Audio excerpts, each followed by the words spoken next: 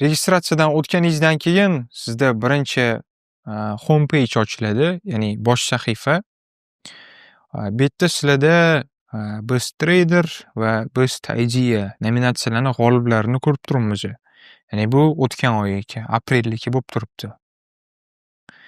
Eng zo'r trader общий 4% daromad qilgan, natijasi 100 ta coin oyi boshida berilgan bo'lsa, 104 ta coin qilgan. Best Idea'ni g'olibi bo'ladigan bo'lsa, 12% bitta dona bitimda qilgan ekan. Ya'ni eng zo'r bitim 12% bo'lgan. Va bu oygi bizlarda qatnashchilarimizni ko'ryapmiz.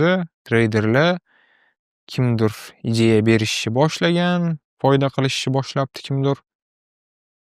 Ko'pchilik hali bitta ham ideya bermaganini ko'ryapmiz.